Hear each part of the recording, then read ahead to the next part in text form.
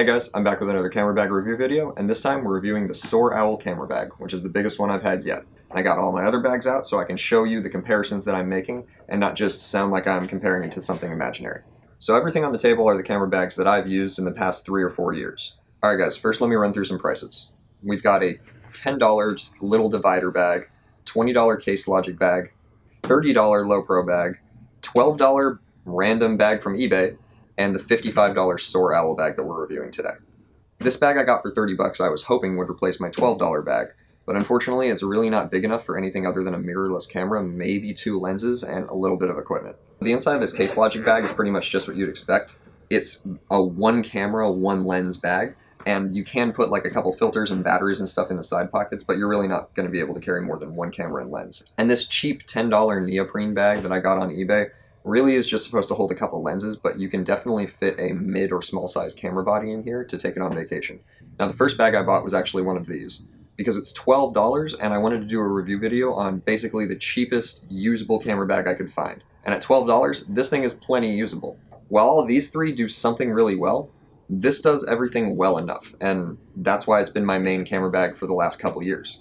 I've never had so much gear that I couldn't fit it all in this bag, but I have definitely filled this up. When I take it on trips, I'll put other stuff for my vacation in here just to get it to my destination. This bag has been on vacation with me once or twice, and it did a great job while I took it, but I still had to take this for supplementary gear. Now this bag being 12 bucks and from eBay is not made with the best materials, and although it's really useful and great for beginners, I wouldn't expect this thing to last more than a few years, and honestly mine's in pretty good shape because I don't beat it to crap. These 2 bags made by name brand companies have very good quality materials. They seem like they're going to last a really long time. They just don't really cover all the uses that I need.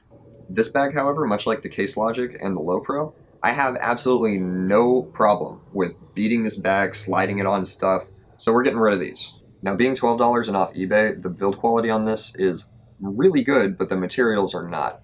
The zippers don't like to work very well. It catches a lot of strings off the nylon material that's on the inside. The zippers work a lot better than they do on this. I have no problem with the functionality of any of the parts on this bag. Now I'll throw up some pictures of me testing this bag out where I took it through a really long hike through Tuolumne Meadows at Yosemite National Park, all the way through the aquarium at Monterey Bay, fishing the next day where it got extremely wet and dirty and luckily cleaned up pretty nice. For the whole road trip, this thing just worked perfectly. I wouldn't worry about dropping this thing down in snow, grass, dirt, on rocks. It really doesn't matter. And that's really important because when you're trying to get a shot, you should just be able to whip your bag off, drop it in front of you, get your camera out, and start shooting. Even the bongo tie that I had to add to this bag to carry a GorillaPod or tripod on, they have a slot on the front to carry your tripods, and they have their own bongo ties all over this bag to carry extra stuff with you on hikes or whatever you're doing. That alone shows that this company puts a lot of thought into their product, and that I really appreciate. Alright guys, so one of the things you're going to notice right off the bat is that the SoarOwl bag is significantly larger than the $12 bag, and at more than 3 times the price it really should be. But I'll show you a picture of how I can actually fit this entire bag in the new bag, and that's really saying something. Now with this old bag, you definitely had room for 1, maybe 2 camera bodies, 3 lenses easy, and a bunch of other cleaning, charging equipment, filters, and stuff like that, while you could throw a GorillaPod or a tripod on the side with one of these. This bag easily fits multiple camera bodies, multiple lenses, a bunch of other gear. Now we're going to talk about some things that the SoarOwl bag has that none of my others have that I really like about it. The quick access panel. This is useful when it's on your back, when it's in a car, when it's in your house, it doesn't matter. Being able to get your DSLR quickly is always a good asset for a bag. Now, I'm not going to say this bag is a dream to carry around, because if I'm honest, even a medium load is going to really start killing your shoulders after a couple hours of carrying this bag around. Now, I'm pretty skinny and it might just be my experience, so please let me know how it works out for you guys. But what I really did like is that the material that they make the back out of has this really rigid design with these arrows in it that keeps your back from sweating completely. I'm talking no sweat at all. Like, I carried this around in the heat for 3-4 hours. My back was absolutely not overheating, but my shoulders were having a problem. Another thing I really like about the back of this bag is that this is where you enter the bag. Although it kind of sucks having to put it on its face, this anti-theft design is really useful for when you're traveling so that somebody can't quickly run up on you, unzip it, and get stuff out of your bag. One more thing really quick that I wanted to point out on the SoarOwl bag is that they included a TSA lock. Now let's get into the inside of these bags.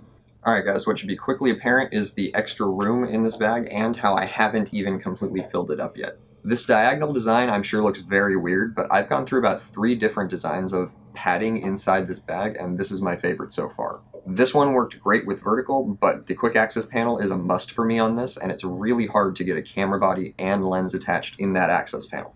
The way I have this bag mainly laid out is my cleaning equipment in the top, my miscellaneous pocket here. I keep my variable ND filter up here with my 55-250 lens here and my 50mm there. My Rode mic here, charging equipment, and right here goes my DSLR, usually with the 18-135 on it. And just like the other bag, these dividers are completely rearrangeable and removable. You can pull them all out and use it as a regular travel bag if you want, or a half photo, half travel bag, which I've done a couple times. And this bag honestly works much better than the old one for that because you can fit a lot more clothes, electronics, and bathroom supplies, or whatever you're taking on your vacation in this bag. And it becomes basically your only backpack with a smaller piece of luggage. Now on the part that folds down, it has these pockets where you can put more filters, anything thin like SD cards, USB drives. Realistically, you have probably like an inch and a half of play here to put things in these pockets, which is really useful. And you can totally get a tablet in here, but I would not count on putting a laptop here at all. That's the one major thing that this bag is missing, is a laptop carrying system. If I could put a laptop in this bag, it would easily be as good as the Low Pro bag, where I could take it on vacation and have my entire photo workstation in one place. And if those pockets on the fold down flap aren't enough for you, you've got more pockets. This thing has pockets for days. I haven't put anything in this compartment yet because I haven't filled this bag up very much, and that's part of what I love about it. This gives me a lot of room to grow, whereas this helped me grow from the beginning. Alright guys, now we have to deal with the big question. Is the extra cost worth it for you? For the comparable Low Pro Tactic, you're going to be paying easily $130. And for the comparable brands that are questionable, you're going to be paying $70, $100 for something this large with this kind of capacity. Now for 55 bucks, this is a whole lot of bag. So it really depends on how much gear you have. If you can fit your one DSLR and your 3 lenses and a bit of cleaning equipment inside this $12 bag, go for it. But you're going to outgrow it if you continue to do photography and continue to collect equipment. This bag, I'm not worried about for the next couple years. I can pick up 2-3 more lenses and an extra camera body, still figure out a way to fit it all in here, and still hook a tripod on it, fill it with filters and charging equipment, and although it will be really heavy, it'll fit everything I have. That's a great way for me to store my things, as well as carry whatever I'm going to need around and not worry about running out of space. So this bag, retail on Amazon, is $70, but we got a coupon code from the manufacturer for 20% off. So I'm going to drop the coupon code below, go ahead, copy and paste it, and I'll have a link below for this bag in the description. Full disclosure, SoarOwl did send me this bag to review, but I'm giving you my unbiased opinion. With that 20% off, bringing this to a $55 bag, I really cannot complain about it.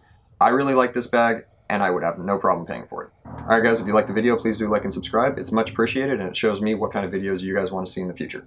Like I said, if you like the bag, there will be a link in the description and the coupon code for you guys to get 20% off. And if you want to know more about the $12 bag, I'll link that video below too. If you'd like a full tilt drift shirt made by us, I'll have a link for that in the description as well. That's all for this video guys, I'll see you next time.